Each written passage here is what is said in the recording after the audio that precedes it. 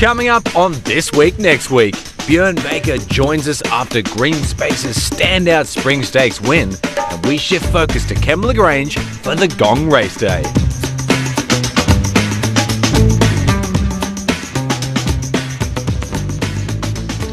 Hello, I'm Ray Thomas and welcome to This Week, Next Week. Corey Brown away, but I'm pleased to say that Tim Ryan's in the hot seat. We'll look back at the Hunter meeting at Newcastle, throw forward to the Gong and also some big races in Perth, and looking forward to talking to trainer Bjorn Baker, who's had a fantastic spring. But the Hunter meeting at Newcastle last Saturday, Timmy, once again, excellent, big crowds, and I dare say the punters had the win on the day. Absolutely, yeah, it was a great day there at Newcastle. Beautiful weather, the rain stayed away. We had a good track there. And the punters, they were too good. We had 6 favourites, 1 equal favourite, so let's call it 7 out of 10 favourites. The punters got the cash at Newcastle. Oh, they certainly did. We go to the Gong this week for the Kembla Grange standalone. In terms of turnover, how do these standalone meetings hold up to, say, a regular Sydney Saturday meeting? Yeah, very much. They're equally, definitely on par with your regular standalone meeting. A little bit behind what we saw for the carnival, but no, turnover was great there. The Hunter held only just below the Ore in Melbourne, so no, the figures were good. Yeah, fair enough. Well, one of the stars of the Hunter meeting was a horse called Green Spaces, yet another of these Godolphin 3-year-olds. They've just climbed out of the woodwork this spring and have won everything, and this colt might be a horse to follow in the autumn. He's trained by Bjorn Baker, who joins us on This Week, Next Week. Bjorn, good evening. Yeah, thanks for having me, Tim and Ray. Great to be on, and always means we've got something positive to talk about. We've got something positive tonight, that's for sure, because Green Spaces, so impressive in the spring stakes at Group 3 level. Did he surprise you how well he won, Bjorn? I must say a little bit, but even his first gallop, he definitely showed ability, and I think that just the further he's gotten, the deeper he's got into his preparation, the better he's got. So I know Rachel had a very good opinion of him. His work on Tuesday suggested he was going to run well, and he was just able to really switch off and hit the line brilliantly. So, yeah, definitely an exciting horse and a ready-made horse. I've only had him this preparation, and he's put everything together. Of course, he was a winner as a 2-year-old, so he's got it there. And even physically, I just think he's going to get a little bit stronger. He's going to get better, and he's going to get more mature. So going into the autumn, he's an exciting prospect. Evening, Bjorn. Over the weekend, we laid him in a Cox Plate, hundreds into 50s. The spring's a fair way off. What are his legitimate targets in the autumn? That's what you dream about, a race like the Cox Plate. And going forward, I do think he's going to be much better, probably over 2,000 and even 2,400. Rachel said he was very strong through the line. So you have to look at races, probably like the Randwick Stakes into the Rosehill Guineas, maybe even an Australian Derby. I'd love to win that race. My father's won it 5 times. I've got a lot to catch up on, but it's a very special race for the family. And he's the sort of horse, the way he relaxes so well, he could be a chance in a race like that. We've got a tough ask though. We're going to have to beat the other Godolphin horses, of which there seems to be wave after wave after wave. So no, he's exciting and looking forward to the autumn. What he has got, Bjorn, is a turn of foot, as you mentioned. The best part of his race at Newcastle last Saturday was his last 200 metres. Once he balanced up, his acceleration was outstanding. So that was an elite turn of foot from a potential weight for age horse. I think come autumn, the Guineas race, as you mentioned, but come the spring, you might have a weight for age horse here, Bjorn. Yeah, and I hope so. That's what you dream about, getting a good weight for age horse. You can just keep targeting up, and he's definitely I think he is a horse that's going to keep getting better. He's still a relatively lightly framed horse. I've got no doubt he's going to thicken up, and as he does, I'm confident he'll get that little bit stronger, that little bit quicker too. He's a lovely horse. He'll go to the paddock now. We'll look forward to seeing him in autumn, but we'll see Robusto over the late spring into the summer. I thought he was good first up in the Hunter, and he's on target for potentially defending his Ingham crown next month, Bjorn? Yes, for sure. I thought it was an excellent run. I was mindful going into it that he would probably improve from the run, especially a very sharp 1300. So I thought he boxed on really well with a good weight. We're now back into the same pattern as we were last week. So in 2 weeks last year. In 2 weeks we have the Festival Stakes over 1500, and 2 weeks later into the Ingham. And with some high-profile horses going into the Ingham, the big difference is we'll get there and he'll drop significantly in weight. And what is a pretty good race now. It's a Group 2 worth $2 million. Everyone wants to be in it, and I think he's going to be spot on come mid-December to try and repeat his Ingham glory from last year. Bjorn, you scratched Iona Merck on Saturday from the Hunter from the wide gate.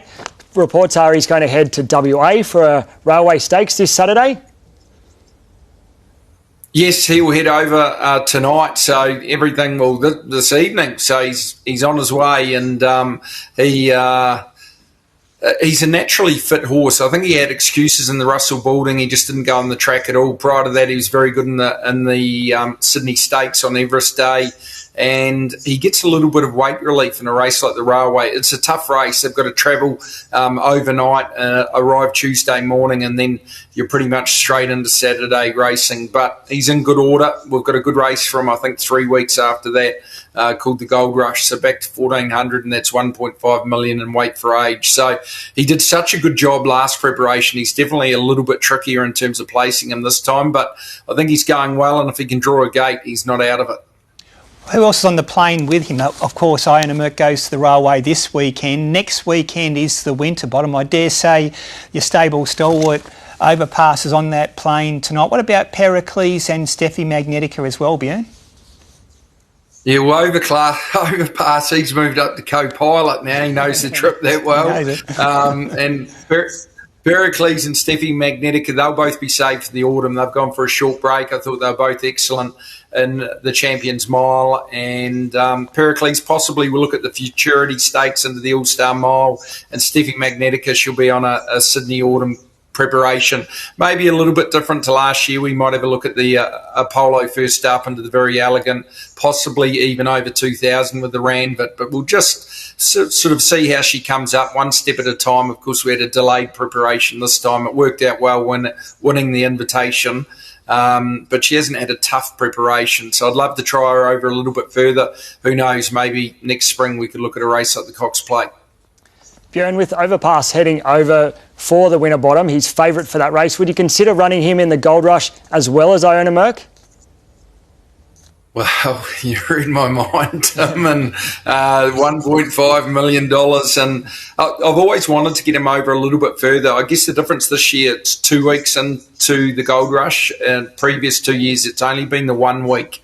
So from that point of view, it is definitely an option depending on how he runs in the Winterbottom. And then he's going to have probably a good break and possibly even look at just going fresh into the Quokka next April. So it could very much be a risk that we know he's better fresh up. We know he's better after a break, but it could be a risk that we possibly look at taking. What about his run in the Everest, Bjorn? I know he's getting older, but I thought that Everest run to finish fourth to Kaying Rising was outstanding and almost career best. He'll go back to Perth where it's been a happy hunting ground for him in tremendous form. He's in great order and he looks absolutely fantastic at the moment. So his run in the Everest was unreal. I thought he was definitely a top 6 chance. We know he's so good fresh, and he's had to freshen up from this run into the Winterbottom too. But I thought he was really game. Even you had the world's best horse sort of just for maybe a stride or two. I thought we were about to really launch, but we had the world's best horse sort of get to him probably earlier than ideal, and no, he went amazing. He did the whole team proud, Derby, myself, Josh Parr, and all the connections. It was a very special day. He didn't win, but we're very, very proud of him. Yeah, he ran an enormous race. You had a barrier trial since. You ran a close second to a more victorious. We'll talk about a more victorious in a second, but were you happy with his trial before he heads over to Perth? Yeah, he did it effortlessly as much as anything. It was just a tick-over trial. We're very happy where he's at, and he was never let go. So I thought it was excellent. It was over the 1200, a little bit further than usual. And More Victorious is actually going really well too. So I thought it was a good trial, and he's very much on track in terms of hopefully winning his third Winterbottom. Tough ass, though. Joker's Grin will be hard to beat. Yeah, he's a remarkable horse, so overpassed, and seems to be going better as he gets older. Bjorn, before we go and talk about your horses at the Gong meeting this weekend, can I ask you about a horse that won at the Provincials last week? And I know it was only a lowly provincial race, but a horse called Dorito by I Am Invincible out of Sprite, beautifully bred filly, and she won for fun here. Yeah, she was dominant. She's got a great pedigree, and she's big, strong and powerful, and just mentally she's not quite there yet. So I was so happy to see her do everything really well. Jason Collett's got a big reputation or big opinion of her, so she was excellent. And we might just look at taking her through the grades a little bit slower than we would otherwise, just because I still think she's work in progress. But I think going forward, if we can manage her correctly, be patient, and if she gets to the level what we've seen at home on occasion, I think she's very, very exciting. Bjorn, looking ahead to Saturday's meeting at Kembla in the Gong, we sent a little bit of support for a More Victorious over the weekend. He's been 26 into 15. You've got Sandpaper nominated also for the Gong, and you've got Imperial Force in the Warra. Can you steer the punters into anything there? No, I think Sandpaper's actually ready to peak. He was pretty good at Hawkesbury last time, stepping up and tripped considerably. He looks fantastic. I'm confident he's going to gallop really well tomorrow into the mile on Saturday. And with Gringotts there, a lot of these horses are going to get a heap of weight relief. So it's going to be game-changing for a lot of them. And a More Victorious, he was outstanding first up. We didn't have a lot of options in terms of where to go, so I thought he was really, really game after a long time off. He's had that good trial in between. He's definitely some hope. And Imperial Force is going well. We're debating whether we go to the Warra or possibly save him for a week for the Skylight at Rose Hill. So we'll just have a bit of a think about it. But he's definitely looking at the noms. We may even lean towards the Warra. And just finally, Bjorn, I mentioned to Timmy at the top of the show about these standalone meetings post the carnival. They just seem to work, Bjorn. The crowd was huge at Newcastle last Saturday. It'll be big again at Kembla Grange this weekend. A great vibe. And yourself as a trainer, how do you approach these standalone meetings? And more importantly, do you like them?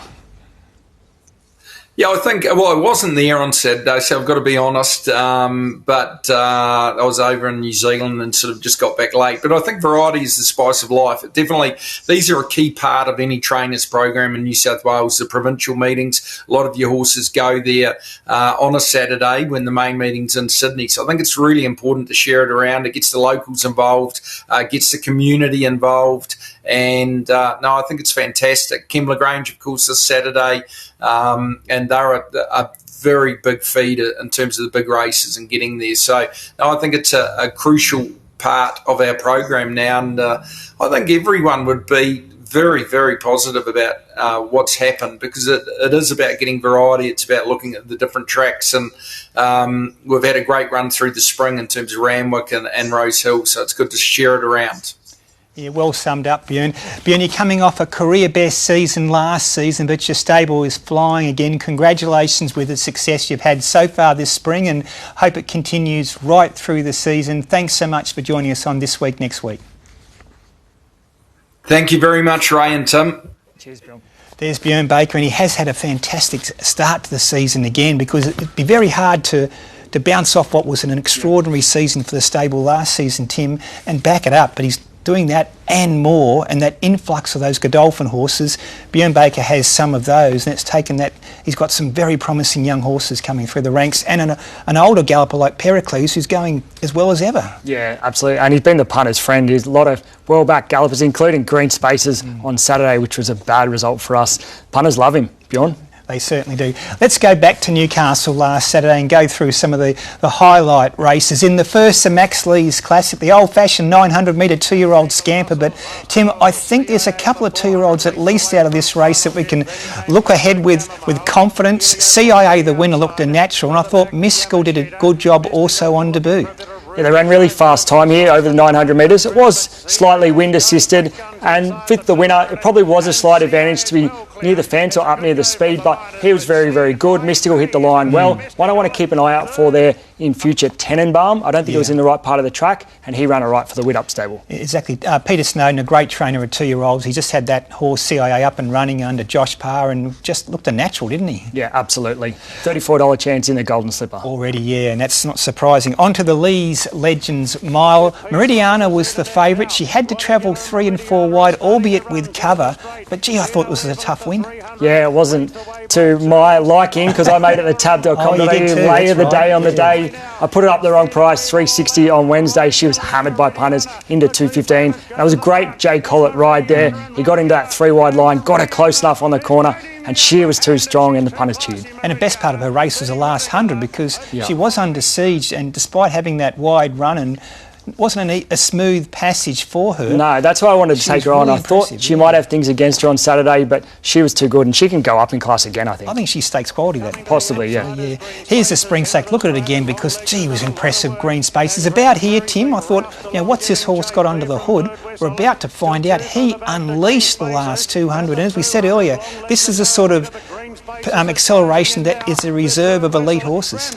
Yeah, and punters got this absolutely right. 460 into 4. Grand Prairie probably didn't see out this 1600 metres. He was a bit disappointing, a big drifter in the betting, but horses that hit the line like that, they're great for going up in class. At 1600 metres, 2000 at least, and Bjorn did intimate he might even look at a derby next autumn with him. He's a very, very promising horse. Here's the Hunter, and for the 4th year in a row, Cole Crusher's at the Hunter meeting. He won the Hunter 2 years ago, ran 3rd in it last year. He's back big time on Saturday. Yeah, he's really tough. Got to the front. Actually didn't go that hard out in front, but he was real tough. He's a horse I liked. I put him up favourite on Wednesday when markets first went up. He ended up running a little bit longer, but punters like him. There was plenty of money around for him. A couple I want to keep an eye out for here. Out wide, Clear Thinking hit the line. Big run against the pattern of the day, and Estadio Mestea. I think Joe's going to back it up in the Gong on Saturday. It's in the Noms. Geez, that was a big run from the wide gate. He'll be hard to beat. Clear Thinking might go the festival onto the Ingham too. Okay. They were so happy with her run. She would have come home sub 33. Yeah, there, it was awesome. Accredited good running second as well, Tim. Yeah, he had the right run, accredited. But those two out wide, Clear Thinking and Estadio Mestea, I've got to keep an eye on them going forward. Here's the Beaufort, the staying race. An Asterix trained by Chris Waller was tough. He might be the sort of horse who could pick up a Christmas Cup along the way. Now he's back in form and he was good here. Yeah, especially now he's found form again. His run wasn't bad in the Ledger, so I was surprised there wasn't a lot of money for him. He was 11 out to 14. It was one of only 2 winning races we had on the day. Okay. So I like this. A couple out wide that I want to keep an eye on moving forward. Aegis Sail was good, back and wide. And Firm Agreement had plenty of excuses. He was well backed, but he just never got into the race from the wide gate. A nice horse, Firm Agreement. Yeah. Follow him over summer. He could win one of those good staying cups for sure. In the close, I wanted to highlight this win of Brave One, Tim, primarily because I think he had to do it against his normal pattern. He ended up leading by default. He was under siege here, top of the straight. That's him in the gold cap, but he just found plenty and won by a comfortable margin on the line. Yeah, and he was only second up at the 1300 metres, so he was there to be beaten, albeit he was probably in the right part of the track. He was very brave there late to hold them all off. A couple I want to keep an eye out for here. Midnight Opal just had no luck at all. It was back on the rails and never really got out. Also good runs there, Shehab and Just Party. They might find their right races. Exactly. Group 1 racing at Caulfield last Saturday. We'll highlight firstly the Sandown Guineas. Well, here's She's Alibi getting the rails run. I know she didn't go around a horse, but the last 200 metres, she puts 5 on this field. Absolutely smashed them, and she was smashed in bed in $2.30 into $1.50. We've also laid her in a Cox Plate. We spoke of Green Spaces. We laid him in the Cox Plate. She's been 50s into 25s. Yeah. Peter Moody suggesting she might target an Australian Guineas in the autumn.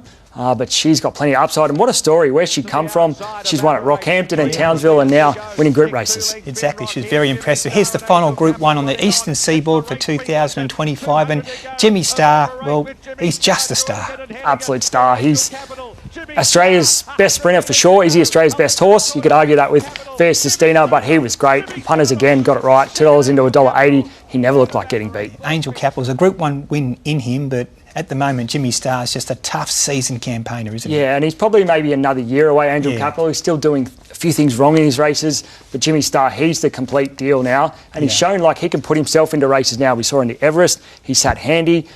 He's the real deal, Jimmy Starr. Point. He used to get too far back and be rattling home, but now he's a lot more versatile where he can position up, and that's enabling him to win races like the Russell Boarding and the CF4 Stakes. Well, this weekend, as we mentioned earlier, it's the standalone meeting at Kembla Grange. Last year, the Gong was won brilliantly by a very, very good horse. We'll see him again this Saturday. His name is Gringotts. Gringotts and Super Rossi, clear from Stepardi and Waterford. The Gringotts, he's got gas in the tank. Gringotts keeps going. Gringotts Gong, Gringotts by a length. She's up all night to the sun. I'm up all night to get some. She's up all night for good fun. I'm up all night to get lucky. Headwall's unwinding the outside, then came Brutal and head right between them. Dragonstone in the middle, Headwall on the outside. Dragonstone and Headwall fighting it out. Dragonstone the inside of Headwall. Headwall's driving and Headwall won the Warra.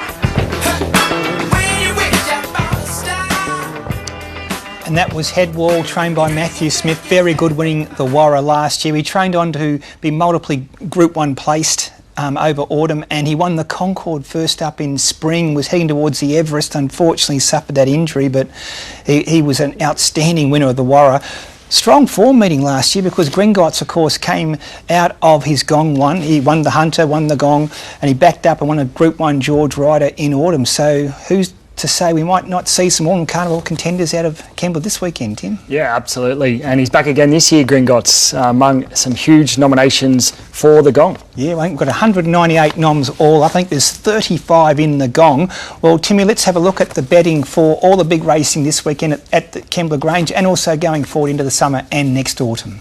Yeah, so a little bit of rain forecast for Kembla into Friday, Saturday. So we might have a soft track there on Saturday. So just manage that with your expectations for Saturday. Gringotts, he's been all the rage since we put this market up a couple of weeks ago. We actually bet $3.50 about him pre-nominations. We laid $2.80 over the weekend and $2.50 this morning. So I put him up $2.30. All in favourite there, Gringotts. Estadio Mestalla was the big firm on Saturday, as much as 15 into 6 with that eye-catching run in the Hunter. Tavi Timer, $6 chance. He was unlucky in the big dance. I want to give him a chance. He'll meet Gringotts a little bit better at the weights. And Duke de Sessa, the Caulfield Cup winner, a little bit of money around for it as an $11 chance. It's among the noms this morning. And a more victorious, we spoke to Bjorn. It was a firm over the weekend, 26 into 15. The 1,000-metre sprint we spoke of that Headwall won last year, and zealously is the one the punters want this morning, $3.50 into $2.80. It is a good firm there, $5 about a little deep in the Black Cloud. Sunrise for the locals, Mitch Beer and George Carpenter, it's a $6 chance.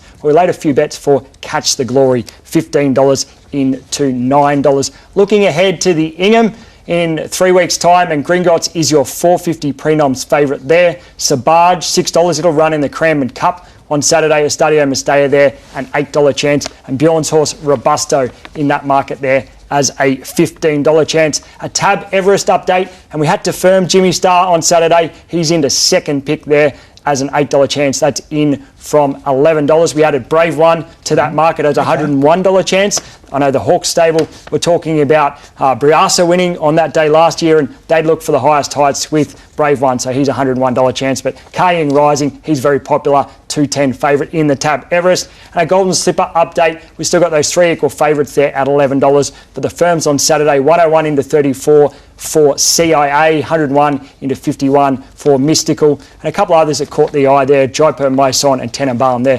$101 chances if you did like that Newcastle Max Lees Classic on Saturday. The Golden Slipper will be upon us before we know it, Tim. We'll come around fast. Well, before we go to the Kembla Grange meeting standalone this weekend, plenty happening in New South Wales racing. Tomorrow we're racing at Scone, one of the better tracks in New South Wales. Come Wednesday, we're at Canterbury Park. Thursday, we're racing at Newcastle. On Friday, with Grafton and Orange, and also the big Bong Bong meeting is on it on Friday as well. Saturday, the standalone meeting at Kembla Grange for the Gong. Really looking forward to that one. It's always a great day. Gosford is the provincial meeting, and we're racing at Taree on Sunday. For me, there's a horse called Lyles, trained by Matthew Smith. He's a very fast sprinter in terrific form. He's entered for the benchmark 78. If he runs this weekend at Kembla Grange, I think he'll be very, very hard to beat. Well, on behalf of Corey Brown, Chantel Buckley, Timmy Ryan, all our producers behind the scenes, and myself, thanks so much for watching This Week, Next Week, this season. This is our last show for 2025. Merry Christmas and Happy New Year to everyone, and look forward to seeing you in 2026.